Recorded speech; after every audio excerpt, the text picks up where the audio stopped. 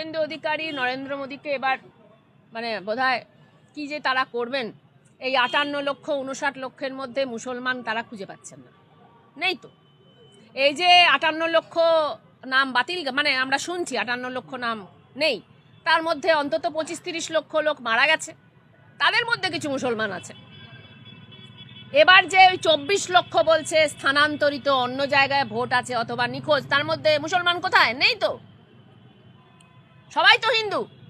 এবার তার সঙ্গে সুপ্রিম কোর্ট বলছে যারা মতুয়া শান্তনু ঠাকুরের উস্কানিতে তারা অ্যাপ্লাই করেছিলেন তাদের আর ভোট দেওয়া হবে না। এবার ওরা বলছে যে ভোট দিতে পারবে না, তাতে কি হয়েছে? ভোট আমার পৈতৃক সম্পত্তি, ভোট দিতে পারবে না তাতে কি হয়েছে? এত বড় আস্পর্ধা ওদের, পরের বার ভোট দেবে। আরে পরের বার তো ভোটটাই থাকবে না। তার মানে ওরা কোনো মুসলমান নাম খুঁজে পেল না। এই 58 লক্ষের মধ্যে যারা জীবিত তাদের মধ্যে 99% হিন্দু। এবার শুভেন্দু অধিকারী কুমোরটুলিতে গিয়ে মুসলমান অর্ডার দেবেন, রোহিঙ্গা অর্ডার দেবেন, আর তারপর ওই মতুয়ারা যাদের নামটা বাদ গেল নরেন্দ্র মোদী এসে বলবে এবার বাপু ভোট দিস না, পরের বার ভোট দিবি।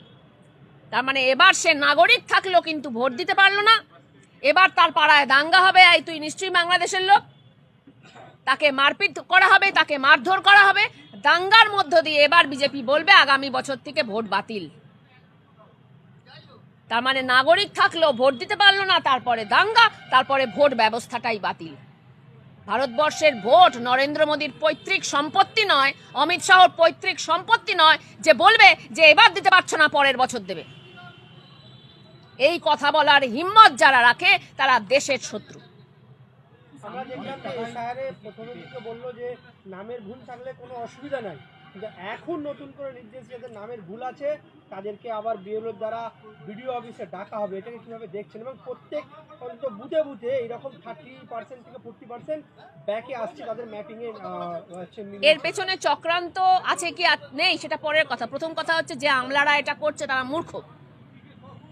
নির্বাচন কমিশনের দায়িত্বপ্রাপ্ত যে সমস্ত MA BA আমলারা রয়েছেন তারা মূর্খ। তারা বিএলওদের প্রতিদিন এক একটা করে নতুন নতুন নির্দেশিকা দিচ্ছে।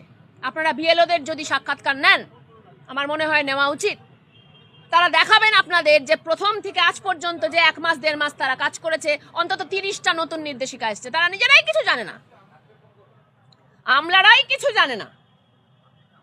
এরপর যেটা হচ্ছে, এরপর বিএলওদেরকে তারা ভিক্টিমাইজ করবে, মানুষ বিএলওদের ওপর রেগে যাবে, এবং স্বাভাবিক যে বিএলওরা যেভাবে কাজ করেছে ভুল হবেই, এবং এটাও স্বাভাবিক যে এই ভুল দাঁড়াবে না। শুধুমাত্র এই গোটা পর্যায় জুড়ে যদি একটু দাঙ্গা করা যায়, যদি মানুষকে বিপদে ফেলা যায়, ওই রোহিঙ্গা যাচ্ছে, ওই যে সাইকেল করে একটা লোক যাচ্ছে, ওই রোহিঙ্গা ধর ওকে মার ওকে, এই 1 মাস ধরে এই একটা সন্ত্রাসের পরিবেশ তৈরি করে যদি 4-5টা দাঙ্গা করা যায়, যদি 4-5 জনকে মারা যায়, তাহলে আমি 4-5টা ভোট পাবো। এছাড়া বিহারে ওরা একটা চেষ্টা করেছিল SIR এর মধ্য দিয়ে দাঙ্গার পরিবেশ তৈরি করা, পারলো না। তখন শেষ মুহূর্তে মেয়েদেরকে 10,000 টাকা দিয়ে ওরা ভোটটা জিতে।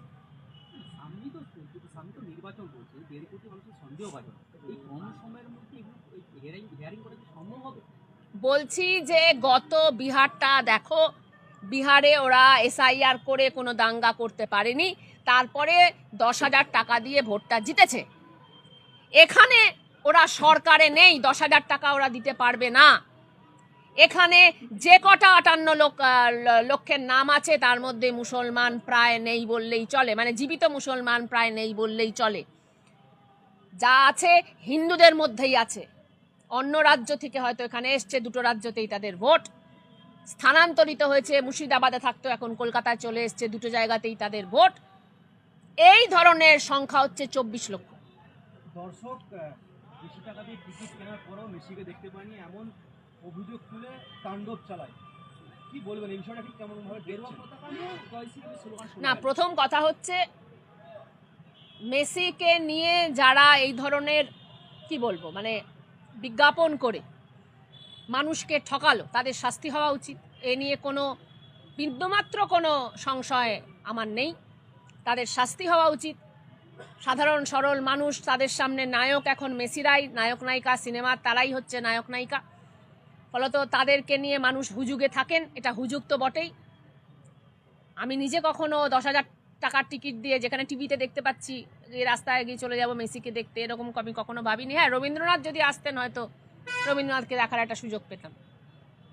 যাই হোক, সমস্ত মানুষ তো আর এক নয়, সবাই তো আর রবীন্দ্রনাথকে দেখতে যাবেন না, মেসিকেও দেখতে পারেন বা অমিতাভ বচ্চনকেও দেখতে পারেন।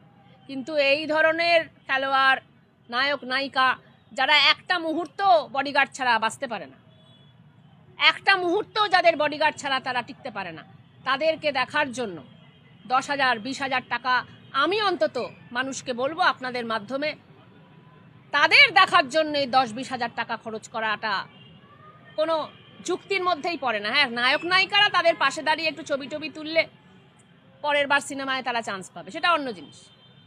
কিন্তু তুমি কষ্ট করে শ্রম করে মাইনে পাই, খেলোয়াড়দের টিভিতে দেখবো, নায়ক নায়িকাকে সিনেমায় দেখবো, 10,000 টাকা খরচ করে যারা এক বিন্দু বডিগার্ড ছাড়া চলে না তাদেরকে দেখতে যাওয়া, এবং সেই দেখতে যাওয়াটাকে বিক্রি করে যারা এই ধরনের ব্যবসা করলো তাদের শাস্তি হওয়া উচিত। এবং ওখানে গেরুয়া ঝান্ডা নিয়ে বসেছিল কিছু লোক, এখন তারা মেসিকে দেখতে গেছে, তারা কোনোদিন ফুটবল দেখেছে আমি জানি না। নাগপুর তাদেরকে কখনো ফুটবল দেখতে বলেছে কিনা আমি জানি না। নরেন্দ্র মোদী, অমিত শাহ কোনোদিন ফুটবল ব্যাপারটা জানেন কিনা আমি জানি না।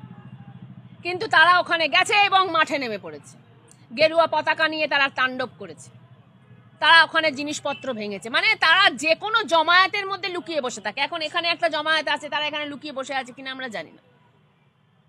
এরপর কিন্তু মারধর খাওয়া ছাড়া এদের সামনে আর কোনো ভবিষ্যৎ আছে বলে মনে হয় না।